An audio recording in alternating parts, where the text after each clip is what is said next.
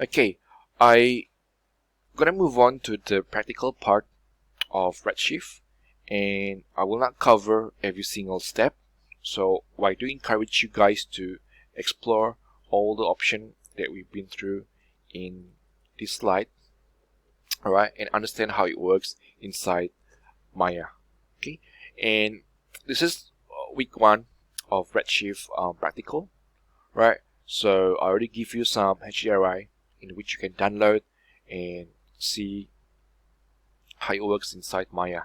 Okay, and if you finish all the experimenting, you can also create some 3-point light using Redshift. So the idea of this week 1 is that we want you guys to be more comfortable, right, as you migrating from Arnold to Redshift.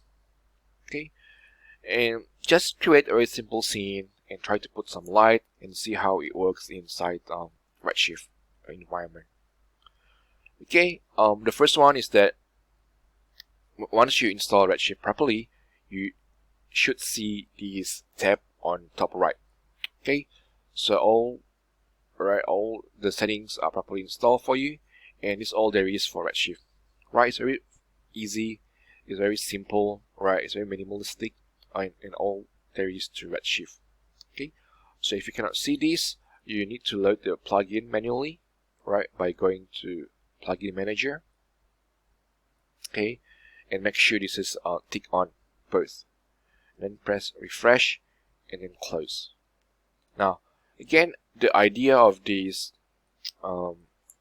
is that we want you guys to be comfortable on how to create light in Redshift and how to change the settings and so on and so on, right? Because we are going to be using Redshift since ever since the year 2, and then like moving on to year 3 for your FYP, so you know how to do the rendering process yourself.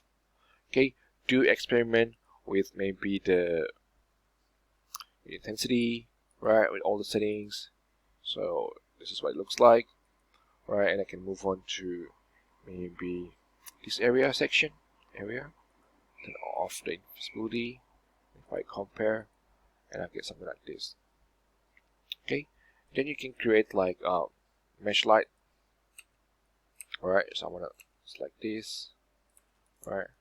Select this one, then shift select the light itself, right?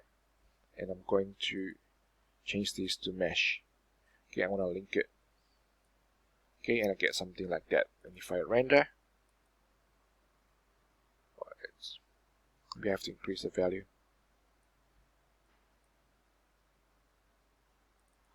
So 20. Actually, this is visible. Right, and I want to hide the original object. Press H. Okay, if I render again, I'll get something like this. Okay, so again, like do experiment, and maybe this time you can create sort of like neon. So I'm going to create type. Okay, so this is maybe my neon sign. Okay, so this is actually a mesh. Then you can do the same thing by shift selecting the light. Okay, and again, you can create a dome, right? And from that, you can put some HDRI. Okay, and maybe I'll also do a spotlight with the volumetric.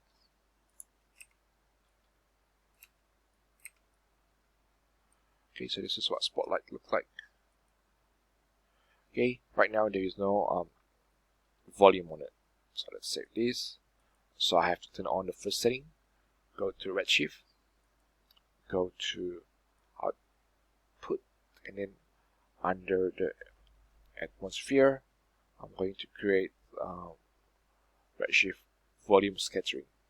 Okay, so I'm going to use my default setting. I'm going to close this.